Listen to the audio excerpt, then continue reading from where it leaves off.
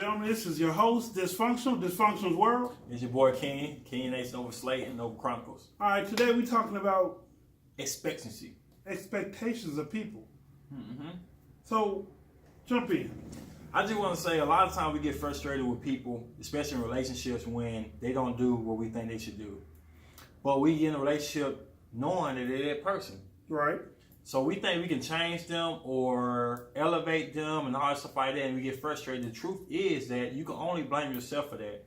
It's like when you go out to gamble and you lose. Mm-hmm. You can't blame the world or even the team that lost. That you lost the bet. You have to blame yourself for making that decision because nobody put a gun to your head until you had to gamble on anything or even bet on that team. So would it be like, say, not necessarily dating outside of your realm, but understanding that people come with mistakes? It's not about mistakes. Okay. Because everybody make mistakes are human, but mistakes are no mistakes no more when you continually do the same thing. It becomes a habit. It does, right. So if you were to date a girl that smoke and you don't like girls who smoke, you really can't get mad when they smoke. True. Unless you came to them and they told you a lie, they're going to quit. Oh, okay, I got it. So it'd be like dating a white girl that acts black. I mean, if or that's... a black girl that acts white. If you want a white girl, go get a white girl that acts white. I disagree with that. It depends on what attracts you to her. If she's white and she acts black and you like it, then what's the difference between dating a black girl, though? The difference is that you like this woman. It don't matter about the race. Okay. It just matters you like this woman. Okay. But let's say you date this girl and she's white or she black and she acts white. And you think you can take her to a lot of clubs, like let's say a lot of Three Amigos or something like that, and she's going to change all of a sudden. She doesn't. And now you upset.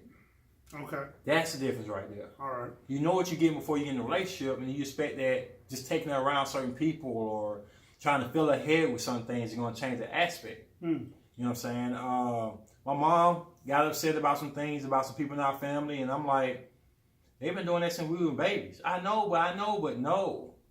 It's not no but to it. Right. I mean, I ain't tell her that because I'm not disrespectful to my mom. Right. But I kind of let her know that you bring yourself down for something that never came up. True.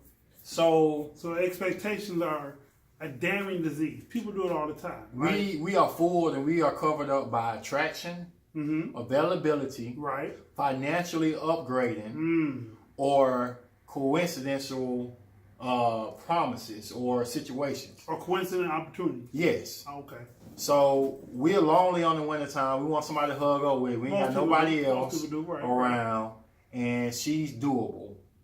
So when you get around her, you start talking to her and stuff, you start to realize that she's not that doable because some stuff she's driving you crazy. You rather be by yourself than be with her. And you start to blame everything in the book, but that was her when you met her. Right. And what are the chances of her changing? Some people do change, but it can't be a change that has to happen.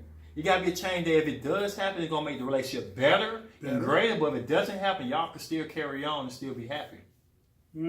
That's the difference between dating somebody who perfectly what you want. So what are your expectations when you jump in? I really don't have like major expectations outside of friendship first. Okay. Because friendship lasts longer than relationship 9 times out of 10. You don't really see friends and not friends no more. Versus you see people who break up and have exes and divorce and stuff. Plus they don't look bad on paper. Friends normally stop being friends when something just kind of drives them away, but they have no hard feelings. Exes 9 times out of 10 kind of have hard feelings. Because you pushed them the wrong way, or they pushed you the wrong way. But you got to think about it. 2 exes don't have hard feelings, right? And they're around each other long enough. Who just said they don't get back together? Who's to say? I mean, that's just my opinion. I mean, okay. Let's play the game then. Okay. Let's see. So, I had an ex that was an ex for 9-10 years. And it just so happens that in my life, everything kept going around in a circle. I meet bad chick, worse chick. They come back to her. Like, damn, why we don't try again? Then I meet bad chick, back to her. And I kept going through this cycle for 9 years, and here we are today, and we're working on something positive. So, you You pretty much right with that. It does. If exes hang around each other long enough, they tend to try again. And it's just like, as long as there's no hate, or it's just a wall that can't be crossed, and it's other variables that make you see things. Because you gotta understand, like, people mature. The same issue that you had when you was like a little bit immature, or you were immature, something that kind of bothers you then may not bother you now. You're right, but people also mature. They get better. Yeah, they get better. They change. They change. So, and sometimes space will make you look a lot better. It does. Than being up under somebody 24/7. It's hard to see a difference in somebody. You look in the mirror, you lost 5 pounds, you can't tell worth of shit. Nah, you gain 10 pounds, you can't tell worth of shit. And to somebody make a statement who ain't seen you for a minute. Right. So a lot of times when you stay up under somebody 24/7, then it's hard to feel like you got better. True, but change is inevitable. Mm-hmm. So So what expectations would you have if you got back one of your exes? It depends on why we broke up. You got to look at that. You cannot ignore that no matter how good she's looking, no matter how many memories you have of that person. You have to look at why you broke up. I'll look at that and I'll underline it. If it was a point in my life that I felt like drew us apart. What's a good reason to break up? And still be cool with somebody? Bad timing. Okay. I know it sounds kind of cliche and kind of sound weak, but what about immaturity? Immaturity is huge. Like, that's a huge one. Okay. But I'm trying to point out the small ones. Okay. You know what I'm saying? You can say cheating and all that. That's major. That's like But I'm talking about the small things that kind of underline stuff. Like, timing can be bad to be in a relationship. Okay. And the girl could, or the guy could feel like you don't care about them enough because you're not around enough, and they're looking for something at that certain time they need to be present with, and you cannot provide that for them. So that when you dissing off, or you can feel like the girl you with is immature to handle things that you might need her to handle. Okay. So you don't hate her. No. And you ain't not attracted to her because of it, 9 times out of 10 sometimes. But you feel like she's not ready to be with you right now. She may never be ready. That's being mature in your own mind, like I said at the beginning, to not try to change somebody, but see them change on their own. Seeing them change on their own. So is that when the expectations come in? You meet someone immature and you be like, hey, you know what? I bet if I do X, Y, and Z, she'll get more mature and she'll change. Yeah, that was expectation, but it's a double window with me. Like, I'll give it a trial, where I'll let her know. Because ain't nothing hurtful than somebody who love you and you tell them that they're not mature enough. Or they're not what you want right now. That hurts. It does. So sometimes I had to like kind of shy away and say I kind of don't see you. Even though they close sometimes, I know it's something that will drive me crazy and make arguments in the future. Is it better to tell someone the truth, which is, I can't be with you right now, or you're not what I want right now, opposed to, yeah, let's fucking kick it, and you know what I'm saying? I never say you're not what I want right now. I would say I'm not ready for a relationship right now. But that's not the same thing. No. And the reason is because when you say you're not ready for a relationship right now, I don't think it hurt the other person. But what if the truth is you're not ready for her right now? Then that's the same thing as I'm not ready for a relationship. I think so, because if you're not ready for a relationship, if a girl tell me that right now. Okay, hold on. Go ahead. Okay, now I'm not ready for you. What if you tell her you're not what I want right now? That's bad. That hurt. But that's the truth. But it hurt. And it would diminish the opportunity if you get with somebody later down the line. I think. Okay. If a girl tell me that you're not what I want right now, and down the line I become what she wants, that nasty taste in my mouth don't still remain. Okay. But if she says she's not ready for a relationship right now, and down the line I show her I can be that man she wanted me to be, not she's ready for a relationship, that's different. I'm gonna be honest with y'all. You can say, hey, you need to tell, you can be truthful, no games, no blah, blah, blah, blah, blah. Some things are better off not being said. Right. Some things are better not treating people, because treating people because you can be totally honest with the person, and it diminishes your chances to ever be with that woman. Just put off what you said. Okay. You know what I'm saying? Sometimes just saying, I'm not ready for a relationship right now, kind of saying she look at herself like it ain't me, to saying like I'm just a problem. Right. Even if she may be a problem, but she corrects you down the line, she's not hurt by what you said before.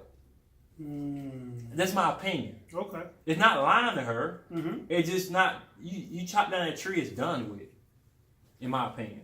So if you chop it down, you can't replant it. If you hurt a girl feeling like saying, you're not the one I think I need to be with right now, you're not my type. Okay, no, those two different right there. Okay.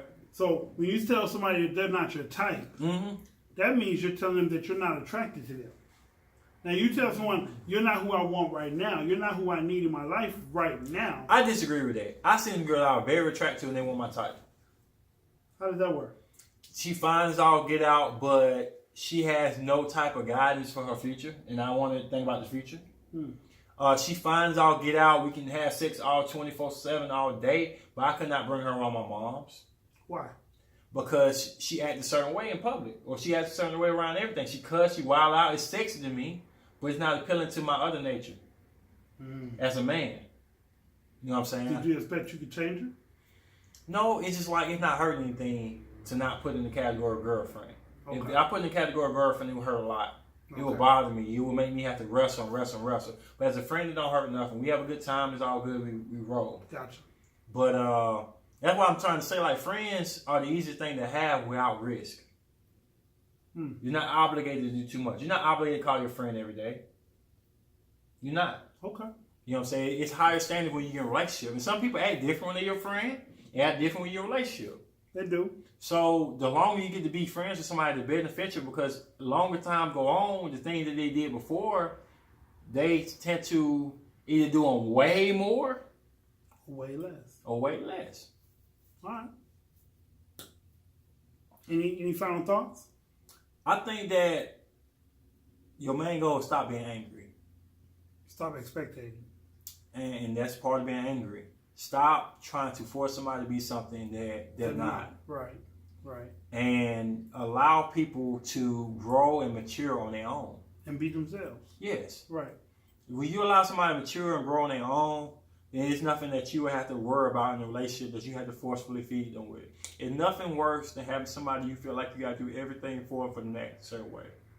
True. Then they not that way. True. You know what I'm saying? You're that way and you're contradicting their life. Right. So that's the main thing. Like, allow people to be who they are.